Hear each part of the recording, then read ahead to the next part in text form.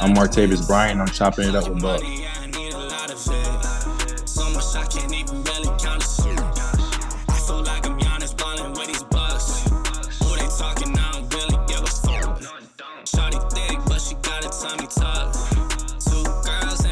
All right, we got chopping it up with Buck. This week I have Martavis Bryant. Martavis played at Clemson. I remember covering you, man, when you were there. You had guys that like Sammy Watkins, DeAndre Hopkins. Y'all had some Yeah, guys going. Now I also think Taj Boyd, wasn't he the quarterback for you for a little bit? All yeah, he right. was. He was there. Yeah. Welcome, man. It's good to have you on this week. Thank you for having me. Yeah. So Martavis, talk to me a little bit. I mean, you went to Hannah High School, which is in Anderson. Everybody knows that's the home of radio. You've had a great program there, a lot of good players. Tell us Mm-hmm. about your experience growing up in South Carolina and playing at Hannah High School. Uh, it was. I started playing ball when I was 6 years old. And the reason that I had to actually go to TIN is because my high school closed down when I was a sophomore in high school, so I had to transfer to TIN. Okay. Yeah. Which high school was that? Cameron Falls. Cameron Okay. Falls High School. It had closed down my sophomore year, so my coach, who was Kenyon Fouch, actually got me to go to TIN and start playing there. And I played my last 2 years there before I went to college. So you went to Hargrave Military Academy, and then you transitioned over to Clemson. Tell us a little bit about Hargrave and how that recruiting process went once you got there. Oh, it was a struggle at first. That was my first time being away from my mom. Being in a single parent home, being raised by her. I used to be around her every day, and that was the first actual time I really got to be away from her. And it was a tough adjustment at first. You're not allowed to have cell phones. And it's just strict rules that you got. Right? Like a military. Yeah. Correct. Well, I've heard they do a really good job, them and Fork Union, but it is strict and you have to follow that. So when you were going to Clemson or getting recruited, were there other schools that were recruiting you besides Clemson? I committed to Clemson when I was a freshman in high school. And I think a lot after I committed as so early as a freshman, that's when I really started getting a lot of offers. And I also picked up more offers from being at Harvard. Okay, good. So tell me about your time at Clemson. I mean, you had 3 years there. I can remember when you were coming in, as I was calling games, everybody was talking about this kid, Martavis Bryant, big physical guy, can go up and get the ball. What was it like for you walking onto that campus and seeing some other guys that were future NFLers like you wanted to be? It was an eye opener knowing that I wasn't the only guy that was good at what he does. You had some other alpha males, right? Yeah. So you have to work like those guys does, but it was great competition, and everybody supported each other. And I had a great time playing with those guys. Who took you under their wing to kind of show you the ropes? Because each program, I went to UCLA and I had the same thing happen to me. Who was the guy or guys that kind of took you under their wing and said, "Hey, we're gonna show you how to do this"? It was Andre Branch and Jerron Brown. Okay. Those two guys did a good job of bringing me along, because, that first day of college, it's something serious, it's a lot going on. You got to learn how to manage school and football. Tell me about that. What was that first experience like walking out on the Clemson field, practice field? You've been the guy. I mean, you committed as a freshman. You got all these offers. I always ask people that first day or that first week, what was it like? I had a lot of jitters, to be honest with you. You're confident in yourself, but you step it on to college, it's a whole different thing from high school. So I was nervous, but, after the first couple of weeks we got going, everything seemed to pick up along. Yeah. And that's the interesting thing. You just said it is nervous. When I was never nervous when I played, I would worry. And that didn't happen a lot, but I'd get worried because I'm thinking I got to have something, right, to get that juice going. Correct. You got to be a little worried, a little nervous. So freshman, sophomore year, you had some pretty good success, but your junior year was your breakout year. What was the difference between your sophomore season and your junior season? What made you just kind of catapult yourself and really become that next level guy? It was really the opportunities that we was getting, playing with Sammy and playing with DeAndre. So many opportunities you're going to get. Sammy was a freshman All-American. So, just taking advantage of the opportunities, to be honest with you. And I think I was struggling at first in school, like my first year. So, Coach Sweeney used to bounce on saying if you do good in the classroom, you'll transfer over to the field. At first, I didn't really buy into what he was saying, but when I started doing it, then everything started going good for me. Who was the position coach when you first got there or during your time there? Who coached you? Jeff Scott. Okay, yep. So Jeff Scott ended up going off becoming a head coach. Yep, Tony Elliott was on that staff as well, right? Yeah. correct. You guys Yeah, had, and that's been the thing with Clemson. I tell people after watching them for so many years here in the Carolinas, you've had consistency in coaches, and the players you guys bring in all kind of buy into the program that they have there. Tell us a little bit about Jeff and what he was able to do for you as a receiver. um, he taught me how to read defenses. He taught us how to work in practice. Yeah. With Coach Sweeney being a receivers coach, and he been our head coach, so he used to be big on us. And Yeah. coach, he was a great coach, to be honest with you. Yeah. Well, the other thing that strikes me too is when you talk about that, Sammy Watkins, I can remember as a freshman watching him, his ability to run routes. And when he got to Right, the top of the stem, break down, I mean, he would fool so many guys, even at the next level. What were some of right. the things you learned from him, Jaron Brown, and DeAndre while you were there, just to help you at that next level? Well, Sammy was one of those guys. Our freshman year, he came in already knowing that playbook already. That's what he did. He spent a lot of time into studying. And we always roommates, so we never knew what he would be doing in the room. But he was sitting there studying the whole time, and it showed on the field. As he started playing, things just started happening fast for him. And Jerron Yeah. was just the savvy veteran, just to be around. He knows the whole game. Coaches trust him, and DeAndre was just unbelievable. I played against him in high school. Oh, DeAndre's so special. I mean, everybody knows he can catch the rock. Mm-hmm. He runs routes. He's a dog. He'll fight you. And that's Mm-hmm. the one thing I liked about all of y'all coming through. I could just tell, hey, you're gonna compete. If you're gonna be at Clemson as a receiver Correct. during that time, you had to compete, right? What was Correct. it about DeAndre that made him what you saw every single day in practice? Ball skills, and he wasn't the fastest guy in the world, but he knew how to create space to get open. And Yeah, anytime the ball was in his vicinity, he catching the ball. yeah, yeah. Well, good man. So that takes us to the Steelers. You get drafted in the fourth round. Mm-hmm. You're going in your rookie year. You had a nice year, three Mm-hmm. starts, played in a few games. Tell us what the experience is from college to then the pros. I feel like it was. I feel like it wasn't an interrogation. It was just more of an interview, just like for any other job that you do. But I had to meet with all 32 teams, so I had a lot of interviews. Wow. Yeah. Well, so when you met with all 32, Uh-huh. it wasn't back then, because I know for us, there was no time limit. They didn't give you, it wasn't no 10-minute thing. You could be Yeah. there 20 minutes, you could be there an hour, right? Correct. Who kept you the longest? I would say Detroit. Wow. Anything that out of the ordinary that they ask you? I mean, I know some people have had some of the craziest things. What was the craziest combine question for you? They just asked me about certain stuff that happened in college that I didn't know they know anything about. I'm like, wow, how you know that? That's crazy. It wasn't nothing bad though, but yeah, they be figuring out everything. They come with questions that you never thought they knew nothing about. I told people I didn't know I was hurt until I went through the medical and they found things on my body. I was like, I forgot I hurt that. And they Yeah, poked it. You're like, oh, yeah. boy, when you got to the Steelers. Well, honestly, my welcome to the NFL story, to the NFL, not story, but to the Yeah. NFL was kind of smooth. It wasn't a hard transition for me because I Yeah. had already been in Clemson. They was teaching us the business, and when I got to the NFL, I really learned how to treat it as a business early Yeah. on. And not wait too late to do it. And my first 6 weeks, I didn't even play as a rookie. I was on practice squad.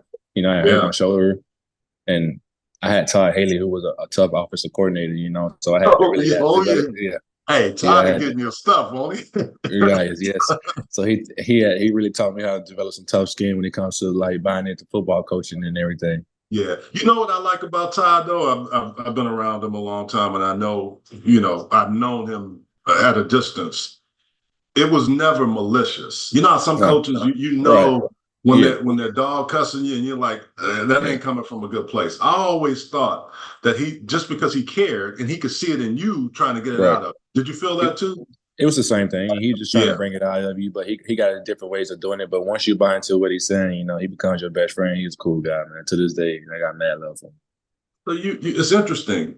That's where you said it was an easy transition, but you were suspended in 15 for 4 games. What was Mhm. it that put you through that? What made you go down that path? Because you're on the right path, things are Right. going well. What happened? Well, honestly, I got got popped. When I was Hmm. a rookie, I passed the combine test. I didn't know Yeah. when you get drafted, it's another test right there, So that set me back ahead right there. And me not really fully understanding the drug program, I take it serious at such a young age, is really like detrimental to what I had going on in my career. And it's interesting now, Martavis, because you bounced and you played at different places. You're trying to get back in the league, and I understand that. But the Mm-hmm. policy has changed. And I know Mm-hmm. you were reinstated. You had a chance to come back and play. What is it now when you got reinstated? Because it's totally different now. I mean, they don't test for certain things, Right. in particular marijuana, because cannabis is a part of health. I mean, they're trying to use it in different ways for guys that have pain and other things. Has the league reached out to you about that? Because they know, it seems like they do that with guys that are trying to come back. Or have you had any specific conversations with them about that? I mean, only conversation I used to have was with a couple of the executives that worked through the drug program. I had a couple of steps that even though the rules have changed, I still had to follow to get back in, and I still have to follow to stay in. You know what I'm saying? It's just because they changed. They can't suspend you no more for it to get rid of you, but it's still like fines and certain things that they does. So I still have a protocol that I have to go by. What would you do if you get the chance to get back? What is it that you want to? I mean, because this is your story, and I know Mhm. a hell of a player. You made plays, but now it's on the other side. It's always harder. What do you want to tell people about Martavis Bryant that's different than it was when all that was going on? I had to go through some dark times. The four or Yeah. 5 years out of the league wasn't all smooth and glamorous like people think it was. Oh, he took 4 years off, he came back. No, those some tough times that I had to get through. And all I want is the opportunity to prove myself again. I did it at such a young age now. Yes, I'm 32, but I don't have a lot of wear and tear on my body. And I still know how to play the game of football at the highest level. And all I need is the opportunity. I'm gonna take advantage of everything and do what I'm supposed to do. What did you do to get yourself mentally into it? Because I made that transition, and I tell people it's one of the hardest things I've ever had to do in my life. And Mm-hmm. I kind of when I decided to walk away, I, Mm-hmm. you still think, man, did I make the right decision? You have all those things. For you, what was it that darkness to get you to the light? Man, like not having a secure home. Yes, I got my mom home to go to, but I haven't been staying at home since I was 18 years old. So for me, it was like going from couch to couch, not having a sustainable place to stay at every day, not knowing how I'm gonna feed myself, even though I made money, you know what I'm saying? The money comes, the money goes, especially you don't do the right things with it at a young age. So it was a really eye opener for me to like, this is not how I'm supposed to be living. This is not how I'm supposed to be doing. So it really was an overnight type thing for me, One night I just woke up and was like, you know what, I'm chase back after it again. Yeah, yeah. And you mentioned your mom a couple of times. Mhm. What role and part of this? A mother's love is you can't compare it. I'm an only child, so I can Right. understand that. But Mhm. what is it that your mom has meant to you throughout this battle to get back into the league? Just her support is everything, to be honest with you. Being raised by a single parent and seeing her go to work every day, even when her bones and body hurts, it really excuse for me. You know what I'm saying? And now at this age, she got a little bit of health problems, so she really needs me. And plus I have 3 kids, so I got all four of them depending on me. And I like the pressure, so it really just a big motivational factor for me. You know what I'm saying?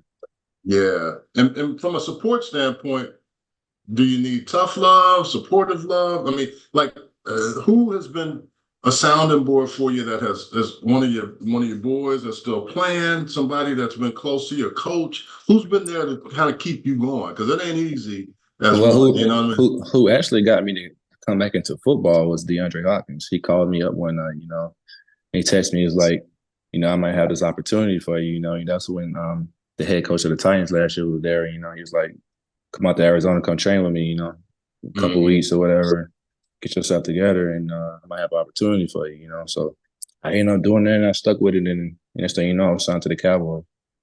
Yeah. Now, what are the prospects right now? I know camp is going on.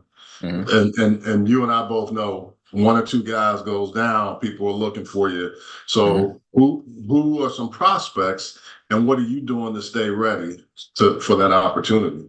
Man, honestly, I don't really care where I go. I would love to play in Carolina, be close to home, play for the home team, have my family come up and watch me. But Opportunity is opportunity, man. Especially with the NFL, any opportunity you can take, you just gotta take advantage of it. And it's just been running, working out every day, staying focused. I talk to TD sometimes, who's really close to me, a bit helping me out. Sometimes I get frustrated with the process, but I know it's a waiting game. So I just Yeah. gotta just keep myself mentally focused and focused on what I needed to get done and make sure I'm ready to go when I get the opportunity so I can seize the moment. How are you paying those favors forward? Like I know wherever you're working out, you may have some young kids that you're trying to tell, Mm-hmm. hey, listen to me, because Mm-hmm. I've been there and I want you not to have to walk through the shoes that I've had to. Mm-hmm. Are there any, you don't have to name names, but are there some young kids you've been trying to Yeah, mentor and coach and develop? Yeah. yeah, some young kids, when I was in Vegas a week ago, I had to go out and talk to some kids, who just now starting to get into football at such a young age. And I'm telling them to start now, because you're gonna pay for it later. So put in now so you can reap all your rewards later. And just to take everything serious, your training serious, kids at that young age, they don't quite get like the techniques and everything, Yeah. but that's big, because the techniques that they use at that age, we still use them today, and it still works. People don't seem to realize like That's everything true. that works back, it still works to this day. So the game haven't changed at all.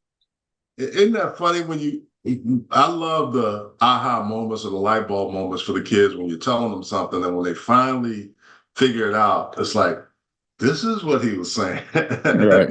Yeah. Yeah.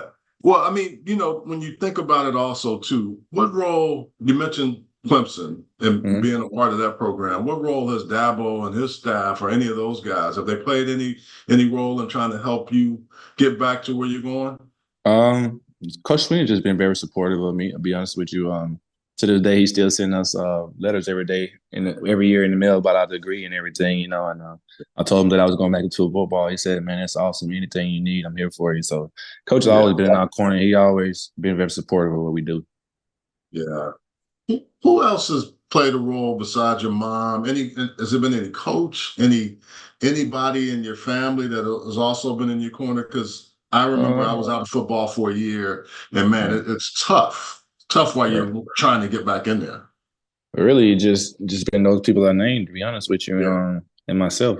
Myself is the big part. Me talking to myself and a lot of deep conversations with myself. To get it together. So that's what it's been, man. And it's been a rocky road, but it's a journey, and I'm happy to be on a journey compared to how I was 4 or 5 years ago when I took this time off. Watching yeah, guys. yeah. You bring up a good point. Enjoying the journey. I think a lot of people think they want to get to a certain place, but there's no such thing as a platform. The journey is where you have to go. Right, Tell me about that now, how you were able to embrace it versus when this first started. This is some tough shit, basically, right? right. Just analyzing everything in my head. Some things you can't control, and realizing that everything ain't in my control, but what things that I can control to make sure I do the best possible thing that I can to put myself in the best situation, regarding no matter what the circumstance is. So that's been the biggest thing for me, to be honest with you. Yeah. Have you written yourself, all right, if you could tell yourself advice from 5 years ago, what would you tell yourself 5 years ago that you know now? So reach out and not try to do it by your own. Do it by Yeah. yourself. Yeah. Isn't that the hardest thing though? That's It that's the is. hardest thing in all this. Because for so long you've been a guy that could just go out there and do it. Right. Athletically, I can do it. I know I can do this. But to Right. make that admission is a really big step for you. And I think that's really key. Who are some of the guys that you look at now in the league when you watch? I mean, 6'4", 210, 215, Mm-hmm. whatever you are now, but there's some big receivers. Who are the guys that you say, hey, he's doing it the right way, or I kind of can see that in myself. I know I was there at one point. Right. DK Metcalf. He's doing what Yeah. he's supposed to do, man. He's doing his thing. He's doing his thing. A lot of Yeah. similarities. Big physical guy, Yeah. able to go up and high point and can run. Because you were fast when you were Right. playing. Yeah, yeah. 4.5, 4.4. I mean, I can't Like remember. four. It was 4.3, 4.4. Yeah, yeah, yeah. Oh, see, Yeah. like Mm. I Yeah. knew you had explosive speed, but I Mm-hmm. also say this too: when you're a bigger guy, Mm-hmm. that's more impressive because you know how hard it is to get that moving, right? Right. Like Yeah. last year for the Cowboys, I was 230. Wow. So I slimmed back up to like I was my first 4 or 5 years playing in the league now. Back to 215, 214. Yeah, I ain't want to be that big, man. I just felt like I was a little bit sluggish, so I finally cut back down on my weight again. So I'm very What happy about what that. what did you do to lose that weight? Eating better, or just what was it that you changed? Eating better, fasting. Someday, like a week, I had did a week of fasting, and just eating better and just not eating after a certain time like I used to do. Just I started to get on it really bad. Staying away from McDonald's and all the other stuff, but like all the time, maybe every Right, now and then, right? The cheat day. right, right. Yeah. And I don't, it's funny how people say that they think it's easier to drop 15 pounds. It's Hmm. not. But It's when not. you do it, It feels good, especially the older you get, the harder it is to do so. well, you speaking to the choir. One thing I did want to ask you, when you were out of the league, you went down to Houston. You spent some time with John Lucas. I'm from Houston originally, Okay, and yeah. Lucas has done a really good job with guys. What was his impact on you, and have you kept in touch with Luke at all? I haven't talked to him in a minute, but when I was there, we had some deep conversations. I used to be with him every day. Every place I had to get to, he was taking me. He really taught me a different way of. That's when I really started to learn how to think differently about certain situations I was going through. Instead of blaming myself, I would always blame other people, and that's when I started taking accountability for myself being around him. Yeah. Yeah, I mean, he was a great influence and a great name in the Houston area for Mm. that, and also his ability to come back from the things that he did as Right. well. Well, we're going to take a short break. We're going to come back. We'll be right back on Chopping It Up with Buck. Join us each week and a new celebrity guest on Chopping It Up with Buck. Brought to you by Thin Energy, thinenergy.com. Martavis, where are you working out right now to stay in shape and get ready for your next opportunity? I'm down in Miami right now. Getting used to being in humidity, getting used to being out of humidity again. Yeah. Get some nice sweat in, so it's good. It's been hot down here. It's been some good training. I got recruited by the Canes, and I know a lot of them cats. And I'm from Yeah, Houston, but Miami is a different kind of humidity, yeah, ain't it? yeah. It is. It is You working out with a good group of guys? You got a a good good group of quarterback guys. going to you? Like a couple people I used to train with when I was coming out for the combine. I started training out here when I came out of college to go pro. So a lot of familiar faces, getting around some of the people, even some of the people who ain't in the league. Just hanging around some of the guys, just been around football guys again. Yeah, good stuff. And you said you don't care what team